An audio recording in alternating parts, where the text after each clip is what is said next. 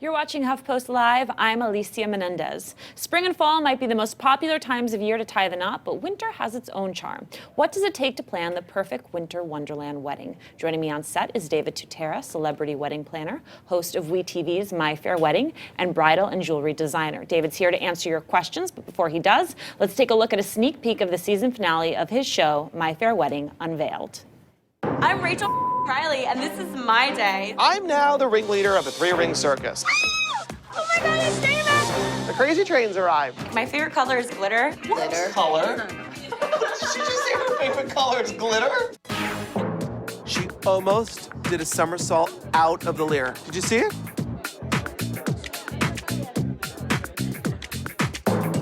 Their dance was worse than the rehearsrsal. And now you understand why I'm such a huge fan of this show. Thanks for being here. Thank you for having me. That's the first time I saw that piece. Well, Wow. Crazy comes in all different shapes and sizes. Yeah, it's getting bigger and bigger, that shape, because Crazy is, as I said when we were off a second ago, Crazy is the new normal. Yeah, and it's your Yeah. job to quarantine the crazy. Yeah, I have to take a step back and see how much Crazy is going to get. You just don't know. And nowadays with brides, it just sort of happens at a moment where we least expect it. Isn't that terrible? Yeah, that is, and yet I have seen it happen. I want to make sure we bring in the members of our Google Hangout. We have a few different people who are getting married. We have Hillary Ashfording. She is a wedding planner. JP Roman Lagunas and Rachel Walensky. They're getting married on December 29th. Laura Elizabeth Morales' wedding is this Saturday, and Matthew Griffin will be getting hitched on January 26th. All right, thank you all so much for being here. You're welcome. Thank you. Laura, you were most under the gun, so I'm going to let you have the first question. Thank you so much. First of all, David, you're my hero. Aw, thank you. I've watched your show, and my fiance's had to watch it along with me, and I think he's quite enjoyed it, but I'm really excited to get to talk with you. And I have a really pressing question for you. I'm 5 days away, and I still don't know what I'm doing with my makeup. My theme is old Hollywood glam with some modern touches. And I thought maybe for winter that cat eye and red lipstick would look good, but I'm kind of stumped. What do you think? Well, looking at you right now, you have beautiful lips that seem to have red. You have red lips on right now, correct? I love the concept of your theme for your wedding. I'm a big fan of old Hollywood with a modern twist. So what I want to be careful with you is that your hair is pulled back. You seem to have bangs right now. And I want to make sure maybe you do a half up, half down look, which is very modern, but yet very old Hollywood. And a pewter undertone in the shadowing of your eyes. You can even add a little sparkle in the finish of it. I love the red lips. Do not go heavy on blush. And make yourself look like a celebrity walking down the aisle, but still be recognizable as who you are as a person, let alone a bride. Thank you so much. Yeah, 5 days away, by the way. I mean, 5 days away, you seem very calm. I mean, that's kudos to you, because that means you've done your job as a bride really well. Or who are you saving your crazy for? That's the other way of Thank looking you so at much. it. I work in PR, so I try to keep it under control, but I think I'm kind of scared too. So I appreciate your advice. Embrace it, enjoy the process, and take a deep breath and really enjoy every minute of every hour, because let me tell you something, it goes by like that. It I think I'm gonna does. cry. JP and Rachel, that is good advice for you too. What's your question for David? Hi. Our question was essentially, we have two different locations, one for the ceremony and one for the reception. Both places sort of have a point person that acts somewhat like just to make sure everything goes organized. Our question was should we get someone to do the entire day as an organizer, or just kind of go with the flow? What are your recommendations? Not realizing that there was a wedding planner on this chat as well. I'm sure that was the answer. Well, let me ask the bride a question, as you, the groom, asked me the question. As a bride, do you think there should be a wedding planner as opposed to going with the flow? I do not. I don't want Oh. to go with the flow, but I want to make a schedule, and I want my maid of honor and matron of honor. He just took a to drink. take my phone, and I want Sorry, we're laughing because he took a drink and it seemed like either there was a drinking game that you two had decided on, Sorry. or that he just, needed to handle it. Sorry, go ahead. We were both drinking. Oh, great. See, sounds like this a is lot what of happens planners. with weddings. Well, here's the thing. I mean, you've got two separate locations. What I don't want to happen for them and for you, I don't want to happen is that there's someone trying to organize two different locations amongst your family or a bridal party. That's, to me, a red flag. It's always a no-no because even if you plan it with someone specific, it never winds up working exactly as you wish it to be. So my answer to you is if you have the funds and you can find a local party planner to be a day of planner, I highly recommend it. It allows you to rest assured that things will go well. Here's the second issue, is that when you've got two different venues and two different wedding planners or two different point people, they may not necessarily agree to agree, and ultimately you both need to be happy, and that wedding planner you bring in is really sort of the ringleader. And they're really making sure that the 2 point people in two different venues are doing the job and doing what you want and making your logistics, your timeline actually happen the right way. All right, guys. Thank you. So that's a thumbs up on the planner, right? Okay, Thank so you now you very will much. have 3 planners. Yeah. I just want to make sure we all can count. All right, Matt, you have a question as well. Yeah, my fiance and I, Nicole, we met in August, so we got engaged relatively quickly. Well, not relatively, we got engaged quickly, so our families don't really know each other that well, and I'm just trying to figure out a way how we can be inclusive and include everybody in the process as much as possible, while keeping the ceremony and the wedding hours, but sharing it with everybody that we care about. And we're just trying to figure out, how do we do that? How do we include everyone when they don't even know each other or they don't really even know us as a couple?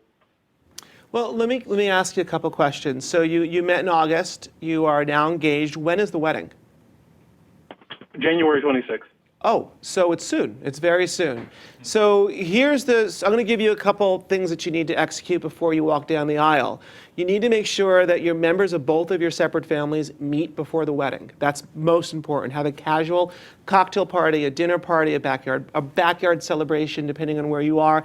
You cannot be introducing families for the first time after you've walked down the aisle. It's a very uncomfortable scenario. So have some type of celebratory engagement party, and then get certain key members of your family actively involved in elements of planning your wedding. That will allow everyone to feel very connected, because ultimately, think about this, you really, you even don't even know each other that well. So I don't want everyone to feel uncomfortable. You're in love, you made the decision to walk down the aisle, congratulations. Now allow everyone that's going to be there on your behalf, enjoy that process and not spend that time literally getting to know you. That's a little awkward. Okay. Thank you. Congratulations. Thank you. All right, Hillary, you come at this from the other side of things. You have planned weddings and other big events. What's your question for David? Well, I'm wondering if you've ever run into a kind of runaway bride situation, so to speak, or even worked with couples who've gotten cold feet kind of last minute that you weren't expecting, and I'm wondering how you handled that situation. Well, great question. First of all, you look like a perfect wedding planner. Doesn't she look like the cast as a wedding planner? So it's great. So you look like you're in control. You really need to, take the bull by the horn when you're a wedding planner. And in this situation, I have come across that, and I've come across actually the runaway potential groom. And I want to tell the story because it's actually very interesting in how you might have to handle this in the future. So in this particular situation, this was a bride and groom that hired me to do their wedding. We began the planning process. They postponed it for a year later. They then recalled me up. We revisited planning the wedding. They postponed it again. And this was 2 different cultures. It was a Jewish groom and a Catholic bride. And the families were not getting along, so it became postponed constantly. The third round, I got the phone call from the bride saying, we're ready to go forward. I've moved to Paris, and my groom and his family will plan the wedding. She had it. So I was planning this wedding with the groom. Oh, you have no idea. She showed up 2 weeks before the wedding. She had her dress. She got it in Paris. She wasn't going to run away. She wanted to get married to this boy. She loved him. An hour before the wedding started, the ceremony, my groom had a couple shots of whiskey too many. He turned to me and he said, I think I want to take a walk outside. I said, that's great. Let's go together. So we took a walk together because I had a feeling there was going to be a runaway groom. Now here's the thing. As a wedding planner, we have one job. Our job is to get them down the aisle and give them the wedding they deserved. There was no way that boy was walking away because I was going to get him down the aisle, and his job would be to stay married to her. That's not my job. My job was to make the wedding happen.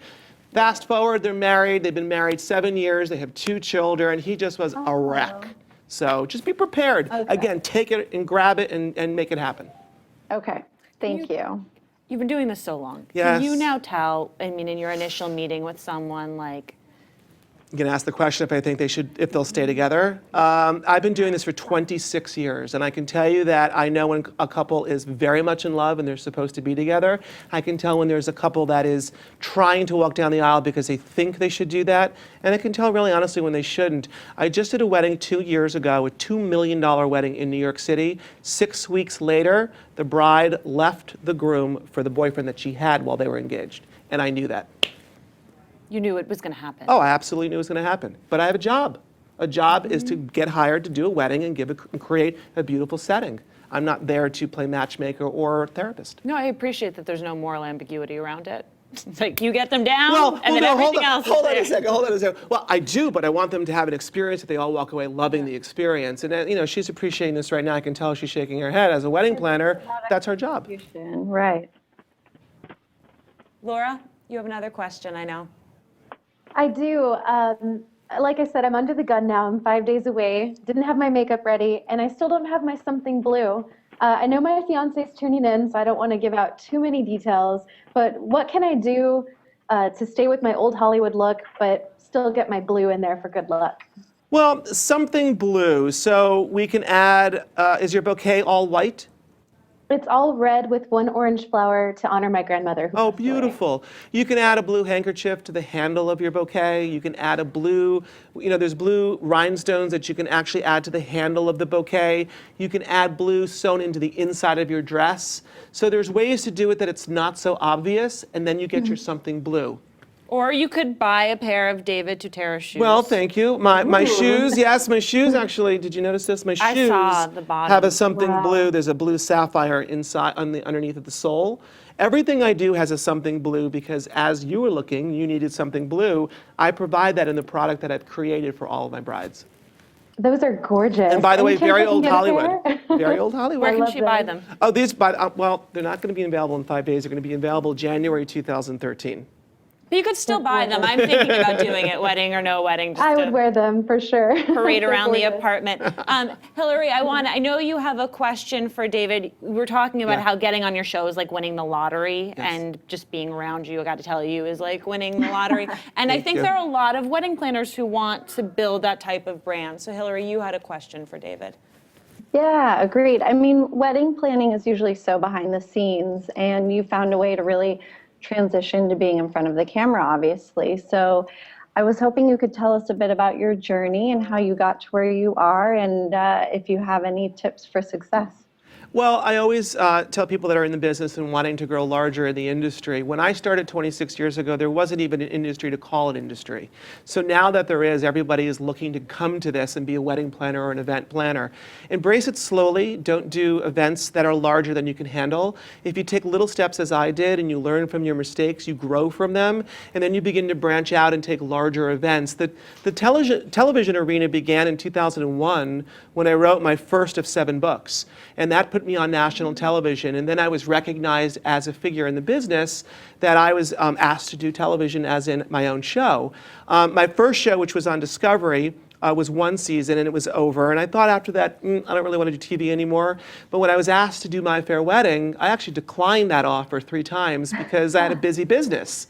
I'm happy I did because it's enabled me to sort of step beyond wedding planning and allow myself to create a brand and provide product for girls that really need something in their budget, and allow there to be a way for you as a wedding planner and others in the business and those that are coming up in the business to see that it is actually an inspiring business, that you can really make a living.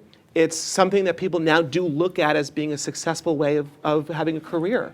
So it was a long, long journey, which I'm still convinced I've just started, even though it's been 26 years. And speaking of just starting it, I want to talk about your dresses and about making, a line that is more accessible for women. We have 2 models in your dresses, though every girl in the office has wanted to try these on. Tell me about this first dress that Charlie's wearing. It's a more traditional dress. It's lace, it's fit and flare. Yes. Why do you love this dress? Well, first I wanted to create a line of fashion which was affordable for all women, and they go from 0 to size 28. To me, all women are beautiful no matter what size they are. And it's about embracing that. And this design, this particular one that you're wearing, we added a belt to it, so it comes without the belt, but this is based upon the current collection, which has infused Old Hollywood and the Great Gatsby, and I've used a lot of lace in this collection. So the sweetheart neckline is very subtle, and the modest A-line, which is the silhouette, is beautiful. This allows her to look glamorous, feel like a celebrity, look like a celebrity, and have a sense of old meets new. And that's the reason why I've infused the lace with the current designs. And here's a rule of thumb which I always tell people is that many girls walking down the aisle do not know their body type for the right silhouette to wear. And that's a process of education. This is the perfect silhouette for her body type. How about if she had a little bit more junk in the trunk? Would it still a be little okay? bit junk in the trunk? Well, this would work. This would work. I wouldn't go ball gown, but it would work. Do you want more junk in the trunk?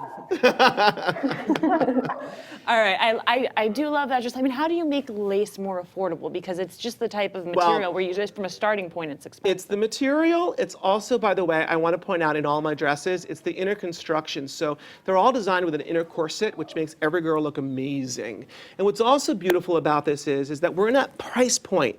There's dresses for under $300 that are horrible. Absolutely horrible, and I won't even talk about them. And then there are dresses above $2,000 that girls can't afford. All of my dresses are in that middle sweet point because for me, every girl walking down the aisle should feel and look like a celebrity without having the budgets of a celebrity. And that's why these dresses work so beautifully. Right, and now this next dress is a little bit more modern. Yes, it is. But just as beautiful. This is from a past collection, and this definitely, as you said, is more modern. The bias cut on the side is a beautiful look. This is for a girl that has a little bit more in the hip, which goes to the silhouette again for the right body type. It's not a sweetheart neckline. Now this particular neckline with the crumb catcher across the top is great for someone that might not be so large across the top. And this actually is very flattering. And also it's got a modest A-line skirt, a little bit more of a modest ball gown as well. The buttons down the back, the satin as well as the flared out bottom is a great combination. Definitely much more modern in overall design. I'm worried that if I wore a crumb catcher, I would actually end up with crumbs. It's just I think you have to be sort of delicate. Then we have to have a conversation of etiquette before you actually get the dress. Fair enough, fair enough. All right, I know that there are still more questions. I want to bring up this one from our community HP blogger, Vindy Venegas, saying, David, I want to ensure that I can wear my wedding dress on more than one occasion. What should I look for if I'm buying it or if I'm having it made? Well, I'm a little confused by the question because you wear I think she wants to dye it green and wear it. Okay. So unfortunately, I'm probably going to disagree with you because to me, you buy your wedding dress, you wear it when you walk down the aisle, and that's your wedding dress. If you're dyeing your wedding dress to wear beyond just your wedding, I'm not 100% sure why you would do that. So I don't agree with that question, so I'm going to probably just shoot that question right down. Good, I like it. Decisive. Here we go. Professor JD saying, David, what are men supposed to wear? A ball cap and a jersey? Show the men some love.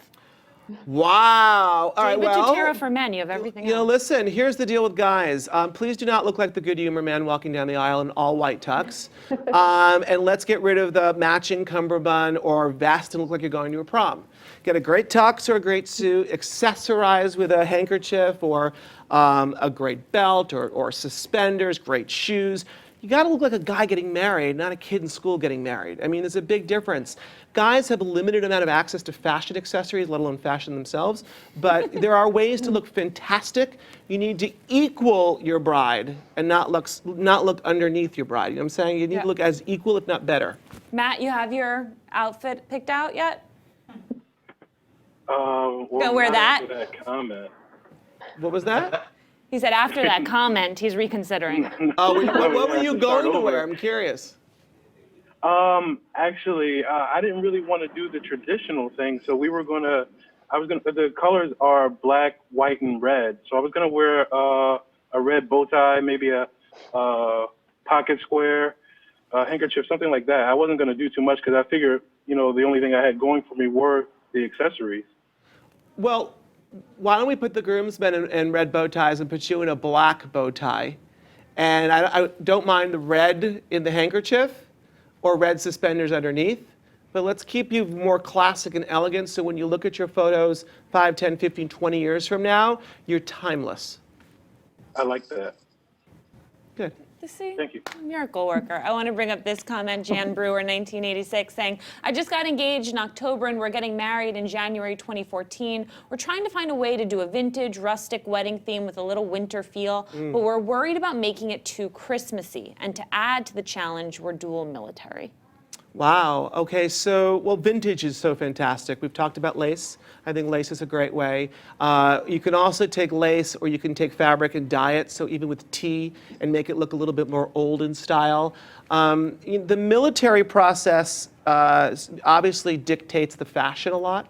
So we need to stick to that. But the vintage, what was it? It was vintage, and it was a little vintage and wintry. They wanted to do wintry without it seeming costumey. Well, you can add feathers, you can add sparkle, you can Which add is or is not a color, like glitter.